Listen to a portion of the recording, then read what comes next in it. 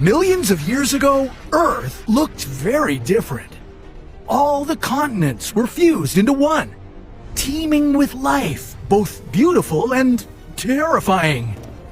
When you think of prehistoric times, you might picture a T-Rex rampaging through the jungle with its razor-sharp teeth. But even before the dinosaurs, there were other giant creatures ruling the Earth. Yeah, welcome to the Permian period. This epoch started 300 million years ago. Back then, our planet had one supercontinent, Pangaea, surrounded by a world ocean called Panthalassa. The Permian period began at the end of an ice age when temperatures were much cooler than today. Then, during early Permian days, Earth warmed to a lush environment with a diversity of plants and a rapid evolution of insect and animal life. Only, as you probably know, everything is ever-changing on our blue marble. Over the next 50 million years, Earth kept growing hotter and drier. Eventually, the most deadly event in the history of our planet wiped out nearly everything that ever lived here. Scientists call this event the Great Dying, and it was the most catastrophic mass extinction event the Earth has ever seen. And the Earth has seen 5 of them. But before we get to all this doom and gloom, let me take you on an epic journey back in time. Here in the Permian period, some of the most incredible species that roamed our young planet are about to emerge.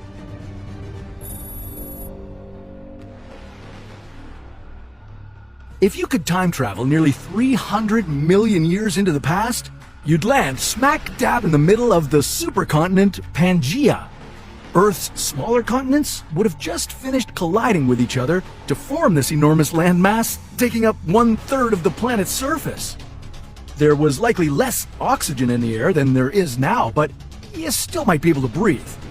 Oh, and bring a jacket because it would likely be chilly, with some areas averaging no more than a brisk 4 degrees Celsius. But don't worry, things will soon start heating up. By the end of the early Permian, the Ice Age was on its way out and Pangaea was becoming a lush world. Plants and animals started to thrive. This was a volcanic world. Violent eruptions changed the climate, shaped the landscape, and paved the way for evolution. When giant swamp forests began drying out, plant life had to adapt, and so, 290 million years ago, Earth saw the very first seed-bearing plants called gymnosperms. These plants carried seeds on their cones, and they spread across the supercontinent like wildfire. The ancient evergreen forest of the early Permian was hiding something familiar. Just like today, you could find cicadas and beetles piercing and sucking on the plants, and the cutest of them all? Cockroaches. Only, these weren't the cockroaches you know today. These prehistoric vermin were gigantic, the size of birds. But despite their size, cockroaches never ruled prehistoric land, and that's good news, am I right? No, something much more fascinating was roaming Pangaea. The now extinct ancestor of primitive mammals, Dimetrodon.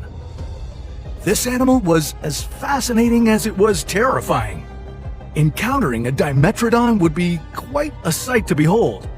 This ancient lizard grew to 5 meters long and weighed 225 kilograms. It had a large sail running down its spine.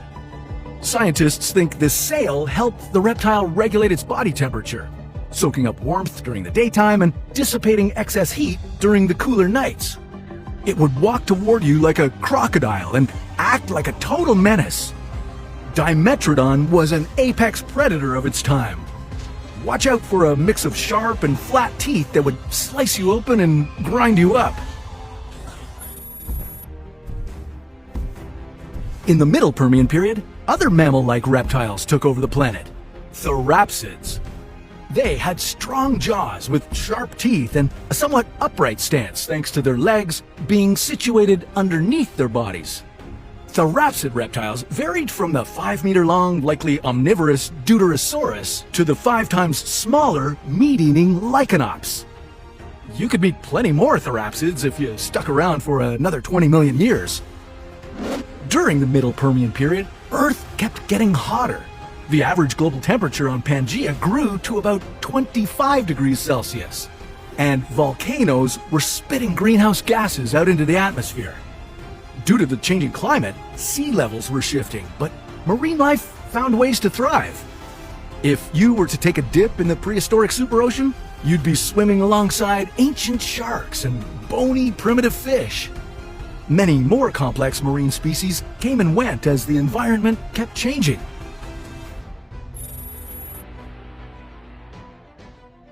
In the late Permian period, you could have a friendly encounter with another reptile, Lystrosaurus. These looked like a cross between a lizard and a pig, but unlike all the scary prehistoric monsters out there, Lystrosaurus was a herbivore. It was just 1 meter long and had powerful front legs for burrowing. Soon, another cute mammal-like lizard evolved, the cynodont. The cynodont looked like a giant rodent. It was about 1 meter long, had whiskers, and fed on small animals and insects. Now, during this time, something bad was brewing in the air. A large amount of volcanic activity was displacing oxygen from the atmosphere. Scientists think there was as little as 10% oxygen in the air. Compare that to 21% today. You'd have a hard time breathing in that environment. And the temperature kept rising and rising. With an average temperature of about 28 degrees Celsius, this lush prehistoric world was turning into an oven. All good things must come to an end, and sadly, this period came to a particularly brutal one.